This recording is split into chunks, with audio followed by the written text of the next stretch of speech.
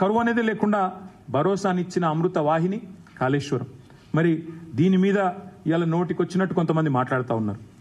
మొన్న నేను చూశాను, అసెంబ్లీలో కూడా ఒక రిపోర్టు పెట్టినారు, కాస్ట్ బెనిఫిట్ అనాలిసిస్ అంటారు. నేను ఒకటే అడుగుతా ఉన్నా, బహుళార్థ సాధక బహుళార్థ ప్రయోజనాలు ఉండే ప్రాజెక్టులు, మల్టిపుల్ బెనిఫిట్స్ ఉండే ప్రాజెక్టులు కట్టినప్పుడు, జాతి ప్రయోజనాల కోసం ప్రాజెక్టులు కట్టినప్పుడు, మనకు తెలంగాణలో ఇప్పుడు నేను చెప్పినట్టు ప్రత్యామ్నాయం లేదు. ఇట్లా ఉంటుంది తెలంగాణ భూభాగం, ఇక్కడ ప్రత్యామ్నాయం లేదు. నీకు ఇక్కడ మీకు వేరే ఆప్షనో వేరే ఆల్టర్నేటివ్ ఉంటే cost benefits to cost viability అని మాట్లాడితే అర్థం ఉంటుంది. కానీ తెలంగాణలో ఆ ఆప్షనే లేదు, ఆల్టర్నేటివే లేదు. నీళ్లు కావాలి అంటే నీళ్లు ఎత్తిపోయాల్సిందే తప్ప వేరే మార్గం లేదు.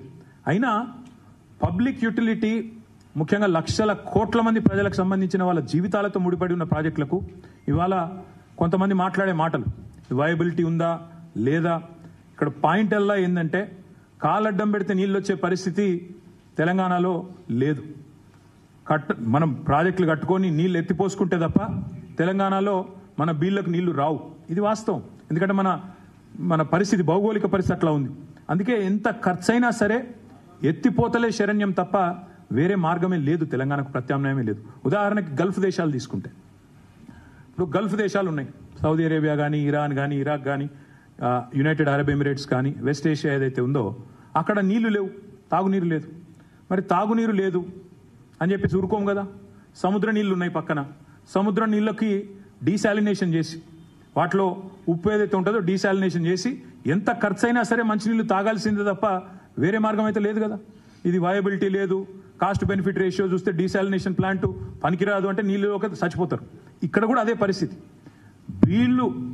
బీళ్లుగా మారిపోయిన తెలంగాణ పొలాలు, దశాబ్దాల పాటు జరిగిన ఉద్యమాలు, తెలంగాణలో రైతుకు జరిగిన అన్యాయం, ఇవన్నిటినీ దృష్టిలో పెట్టుకునే ఎంత ఖర్చైనా సరే ఎత్తిపోతలే శరణ్యమని ఒక కామన్ సెన్స్ ఉండే కాబట్టే, ఇంజనీర్లు చెప్పిండ్రు కాబట్టే మనం ఎత్తిపోతల పథకాలు చేసుకున్నాం. ఇవాళ దశాబ్దాల పాటు కరువు కోరల్లో చిక్కిన తెలంగాణకు ఉపశమనం లభిస్తే దాన్ని దేంతో విలువ కడతారు? ఏ రకంగా దాన్ని స్టడీ చేస్తారు? ఏ రకంగా దాని లాభాన్ని అధ్యయనం చేస్తారు? కేవలం కాకి లెక్కలేసుకొని మాట్లాడితే సరిపోదు కదా.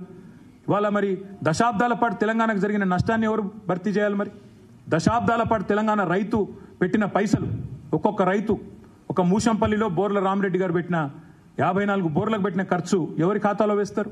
దాని వయబిలిటీ ఏంది? ఈ లెక్కన తీస్తే కాస్ట్ బెనిఫిట్ అనేది, ఇప్పుడు ఆ మాటకే వస్తే, కాస్ట్ బెనిఫిట్ మాటకే వస్తే, మరి అయితే దేశంలో హాస్పిటల్ కట్టకూడదు, ప్రభుత్వ ఆసుపత్రులు కట్టకూడదు. ఎందుకంటే కాస్ట్ బెనిఫిట్ అనాలిసిస్ చేస్తే అందులో మీకు కనబడదు, వయబిలిటీ కనబడదు. ఐఐటీలు పెట్టకూడదు, ఐఐఎంలు పెట్టకూడదు, ఆర్ఈసీలు పెట్టకూడదు. ఎందుకంటే వయబిలిటీ రాదు. ప్రైవేట్ కాలేజీలతో for profit, government is not a for profit institution. Government by definition has social obligations. Government by definition has to ensure that the most